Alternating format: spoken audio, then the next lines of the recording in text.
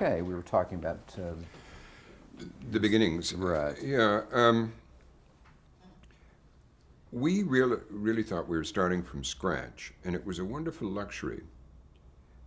Television hates novelty. Television loves reproducing what other people have done successfully, and it is really afraid of new ideas.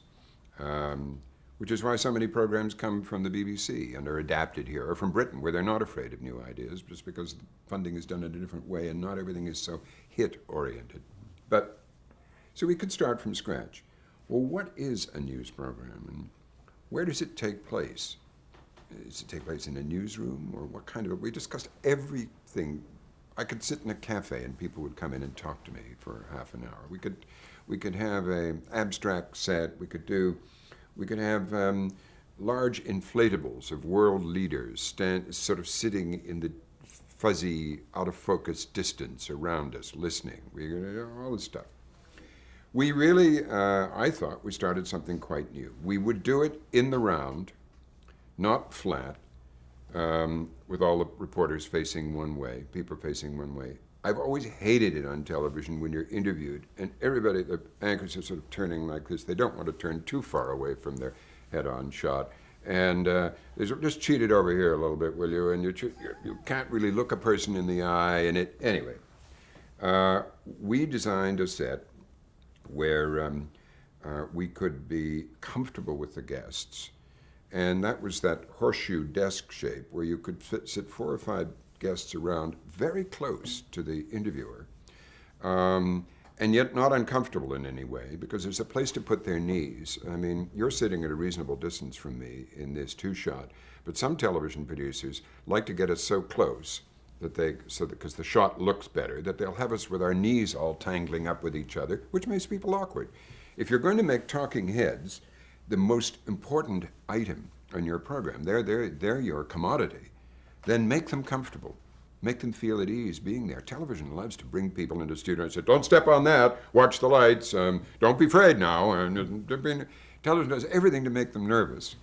And when you should, it loves to come on all professional, and it's better, you get a better result if you put people at ease. I think the morning shows have come much more to that now. Put them at ease. Also, if they're your chief commodity, be nice to them. It's really crazy. It's like I used to tell all our people the old,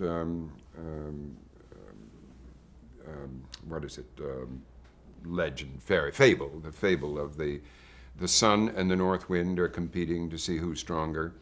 And the north wind says, you see that traveler there with I can make him take off his cloak, I'll just blow it off. And he blows and blows and blows, and the harder he blows, the tighter the traveler puts the cloak around, and the sun comes out and shines on him, and the traveler takes the cloak off. And we figured that if we were civil, we would get a lot farther and more out of these people. But also, if we were prepared, we could be civil but be trenchant. And the way we prepared was we introduced the pre-interview. And in order to have good pre-interviews, instead of having bookers for guests, we had reporters, and we gave them beats. And when they were new, we parachuted them into the jungle and let them make a clearing and find out. And soon they had Rolodexes of who was expert in this field and that field that they were covering. And so when we wanted guests, we got good guests. And gradually, guests wanted to come because they knew they were going to get a fair shake in the program and a chance to express themselves and really exhibit their expertise. And so we turned the usual, going back to my anti-producer prejudice of the time, we turned the usual staffing thing upside down, and we had more reporters, 6 reporters and 2 producers. And a producer was producing a show every other day until we decided after about 6 months we were killing producers and we had to get some more. But who were your original producers? Linda Winslow and Howard Weinberg. Linda Winslow is now the deputy executive producer of the NewsHour, and Howard Weinberg is a very successful independent documentary maker here in New York. And so we made it work, and soon it was called the Robert MacNeil Report in the first instance for two reasons, one of them funny and one of them serious. Jim and I had agreed 2 years before to do a program together. But it was the New York station which asked me to come back when the Washington station was equivocating about it. And at first, the Washington station wasn't sure they wanted their commodity Jim to be involved in this talking head program out of New York, what's it going to be? And I can remember going to Washington and talking with them about it. And well, but, what's it going to be? Another talking head show? And said, well, you can use Jim 3 times a week. And so it started, that's one of the reasons it was called the Robert MacNeil Report at first. As Jim will tell you, the stupidest name for a program ever. But I'll tell you a funny story. There was a woman at Channel 13 his name is Angela Solomon. She's now a very close friend. And she was the head of publicity for Channel 13. And after I'd been there about a month and a half, she came upstairs one day and said, can I see you? And she said, we need to publicize this program. What are you going to call it? And I got out my yellow pads on which I'd spent hours writing down every obvious name you can think of. News Watch, News Night, News Beat, News, blah, blah, blah, every name like that.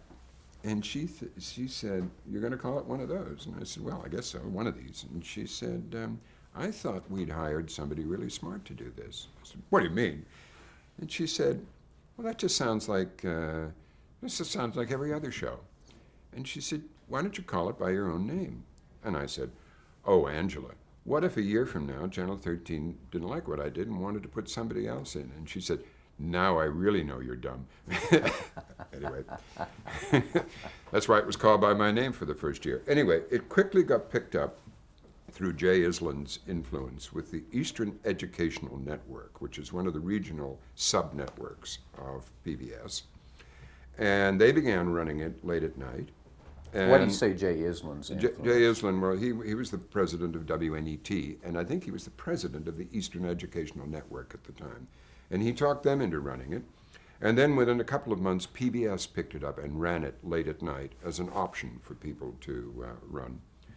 And then the following spring, it got bought by PBS as a program and was renamed, with Washington a full partner and WNET, and renamed the MacNeil-Lehrer And that's when the two Report. And that's when Jim's role became much more equal. And as he will tell you, that was a very good change in the name of the program.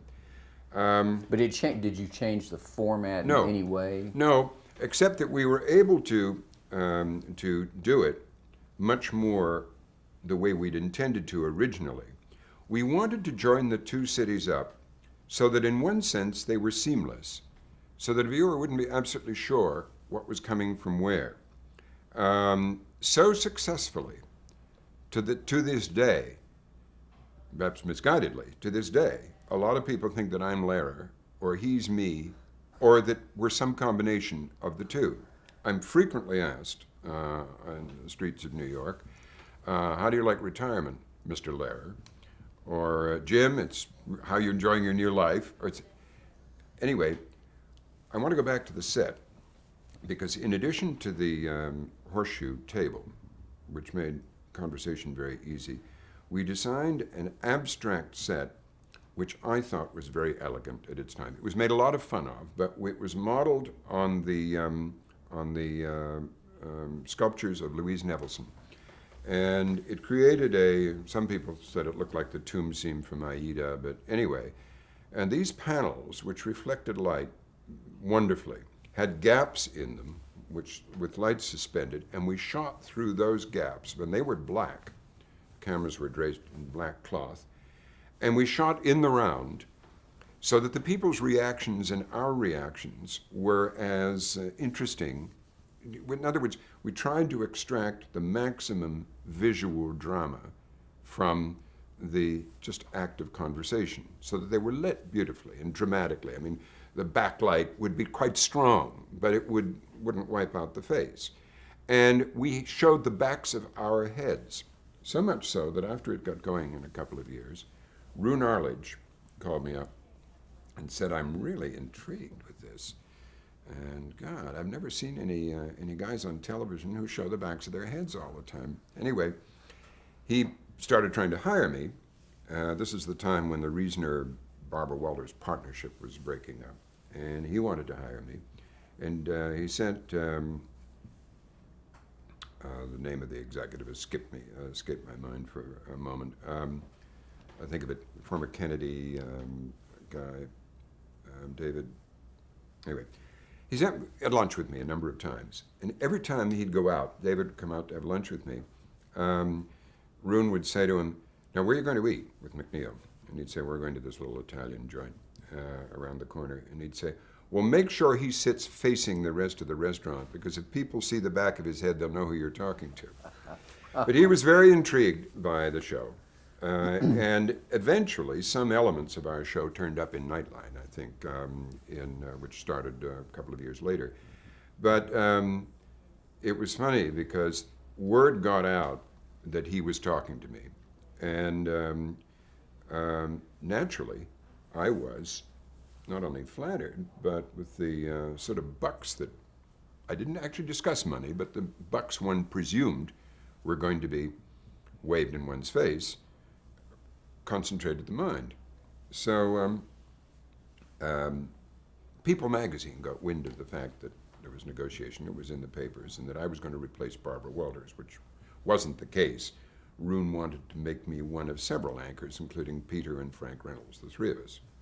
I actually said to them at one point, "You're going to have 3 white Anglo-Saxon males doing a news program." 2 of them from Canada. Yeah, 2 of them from Canada. It just didn't make sense to me. Anyway, People magazine called up. They said, "Hey, we hear that you're in the throes of this great decision, you know." And they said, "We'd like to come and do a piece on you, you know, as you contemplate this huge change in your life and everything. What do you do?" And I said, "Well, what do you mean?" "Well, we'd like to come out and shoot some stuff. What do you do? Do you jog?" Jogging was very big in People those times. Anyway, I decided not to go because it seemed to me absolutely crazy to go back into the network environment, which I'd left deliberately, to bargain with an executive producer for 1/3 share of probably what's about 6 minutes of anchor time on a half-hour evening news show anyway. Just seemed crazy. I'd spent enough time being told, "Well, your lead-in's too long." Hey, it's only 18 seconds. I know what we needed to be 13. Cut out some more words. I mean, it's all crazy. But so I said, no, I preferred to stay where I could run my own show. So the AP called up and said, "I hear there's a decision." And I said, "Yeah, but ABC's going to announce it." And he said, "Well, if you're going to go, give us a call back. But if you're not going to go, don't bother." The AP reporter said, "In other words, you're not going to go, no story." But Jim and I both had a number of offers then. I had an offer from NBC, and he had an offer from CBS. And finally, an agent from William Morris came along called Jimmy Griffin, who was Barbara Walters' agent, incidentally. And he said, "You guys should be a partnership. You're much more worth each other, worth much more together than separately. And you should be bargaining together. And I'd like you to make a partnership, and I'll represent you." And he did. And the partnership eventually persuaded the stations where we'd been founded to let us have equity. Well, we just bargained for it. We own the program. And so we are the producers of the program in partnership with those 2 stations, and that remains so to this day. Were there any other programs like that where the news correspondents own the show? I don't know. Yeah. I know there's been a big furor recently about Chris Lydon and a radio program in Boston where they wanted to. But as a matter of fact, his producer is one of a woman who used to work in our shop. That is one of the glories of doing what we've done now for 25, 26 years. We now have a huge alumni out there who were people. You go to a news program anywhere, or a documentary program anywhere in this country, and you'll find a MacNeil-Lehrer alumnus. So the graduates of the program. The graduates of the program. Because we had to take in young people without a lot of experience, and we gave them experience because we had to pay them relatively little. But anyway, just to carry on with this, it clicked. We got a wonderful, we also asked, which I don't think you could do nowadays, we said to Angela, would you please ask the reviewers not to review the program for a few weeks, just let us get going. And we got on the air, and they held off. And then John O'Connor wrote a terrific review in the New York Times. And then in about another week, the New Yorker had a cartoon on us. And it went from there. And then... You know you really made it when you have a cartoon. Yeah, and somebody came up with a bit of money, and we took out some ads in which we said rather cheekily, watch Walter Cronkite, then watch us. Watch John Chancellor, then watch us. And the audience figures showed that people were doing that. And so then the agitation began to build up pretty quickly. Well, what about an hour? If you want to be really different. And the half-hour show had all kinds of limitations. I wanted to introduce some levity into it, and I would invariably choose the wrong night. If you're doing only half an hour and you put all your eggs in one basket, you're not doing the top news story of the day, you can look pretty silly. We thought, where was the world coming to when Pringles potato chips came out? So we did a serious half-hour discussion on Pringles potato chips. We had the Columbia sociologist Amitai Etzioni, who at one point in the program says, I can't believe we're talking about potato chips. And we did one on ice cream and what was happening to ice cream. We did one on, after the New Yorker had done a long takeout on the plastic tomato.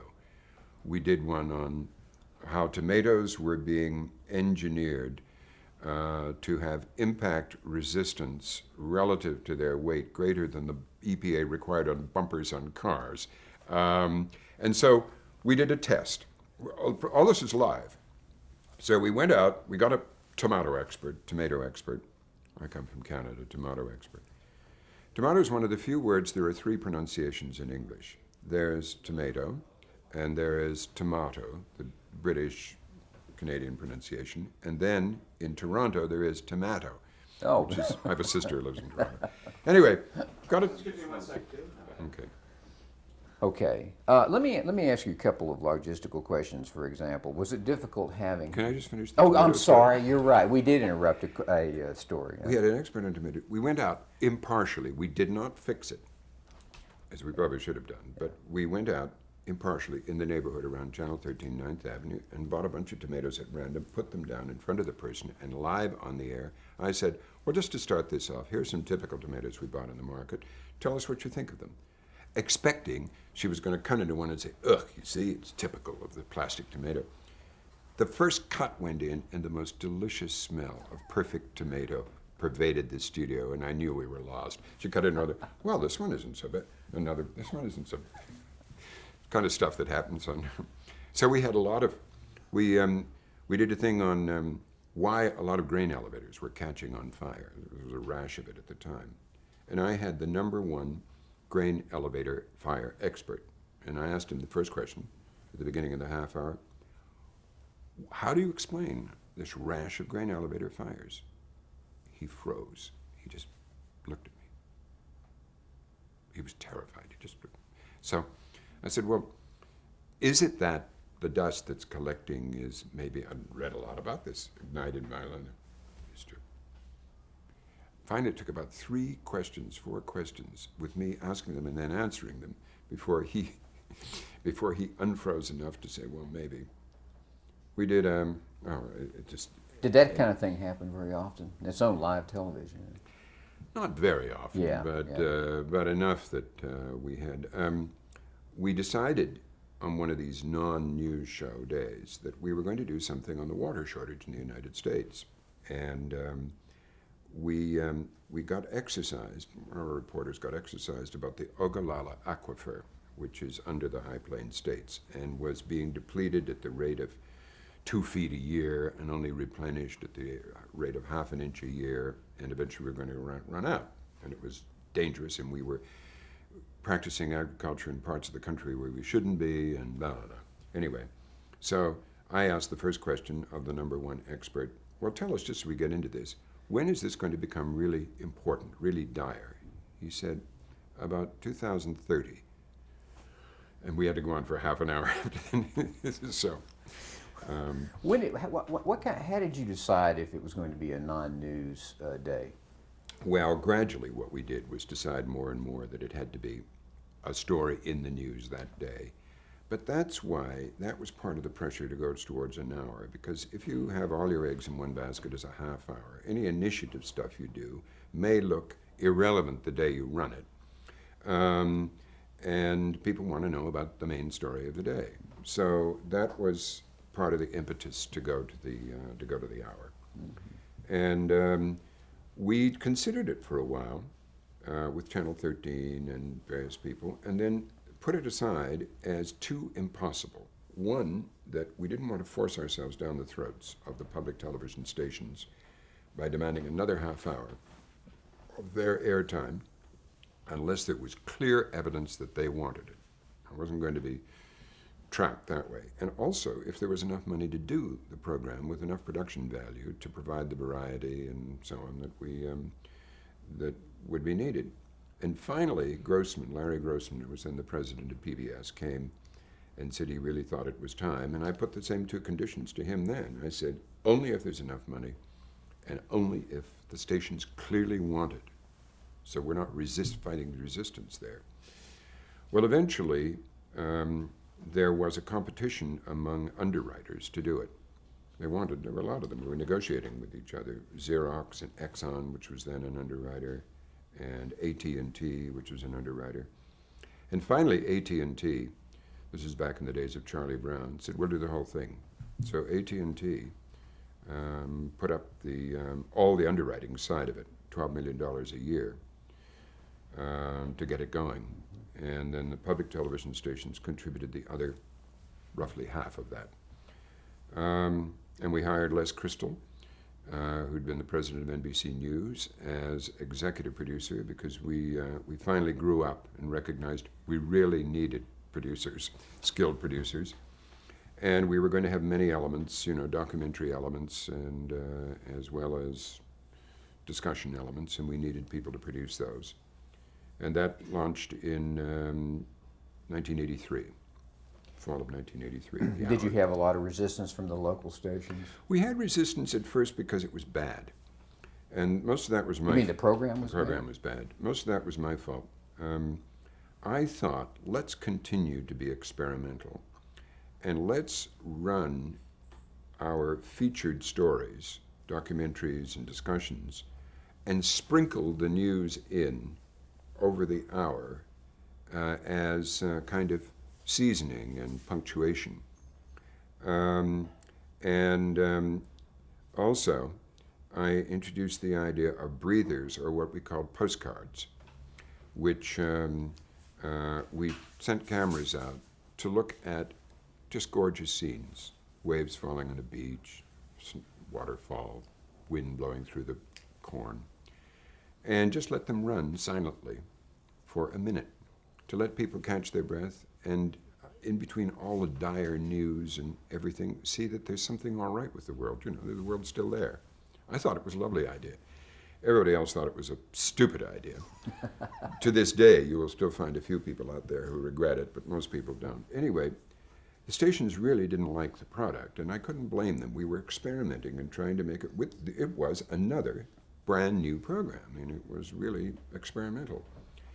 And then, a few months into the hour, Jim had a mild heart attack and a bypass and was out for 3 months, and Judy Woodruff took his place. And when he got over that, he began watching the program. And when he came back, he said, we really got to do this differently. We've got to put the news at the top of the program and get rid of some of this other stuff. And we also convened a advisory committee from about a dozen public television stations around the country to ask for their advice, and also in a way to kind of preempt some of the criticism. And as a result of the product of those two things, we finally got the show going the way it goes now, or something like the way it goes now. You mean the hour version? The hour version. Mm-hmm. And it went on, and its audience rose and rose, and it won every award known to man, I think, and it continues to be a fixture there. Was it difficult having Jim in Washington and you in New York? Were there logistical problems there? Sometimes, more because inevitably a slightly different culture grew up in New York than in Washington, and keeping the friction between those two cultures smoothed out took energy at times. No friction between Jim and me. I mean, occasionally we disagreed, but 95% of the time we agreed on everything. And but also, we just worked hard to hire people who would not create frictions. You know, an awful lot of people in television are making their careers at the expense of other people in the same shop with them, and we just wouldn't put up with that. And one of the few times we fired people, it was for that reason. And so it's a pleasant shop to work in, and I think the most that can be said of it is that it demonstrated a new way of doing news on television in a way that its devoted audience likes, although it's never going to run away with the mass ratings.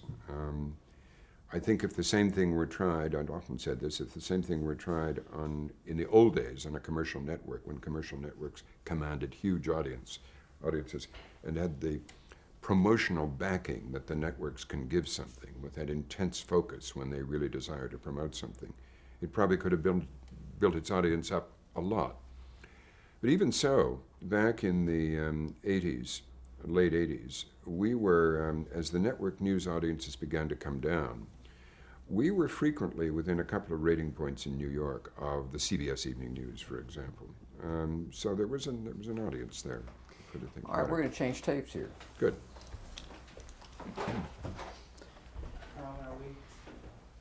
I don't know, I hear a little something, I don't know It's whether it's, somebody's working there, you see. oh, I And see. they're trying to be very, very quiet.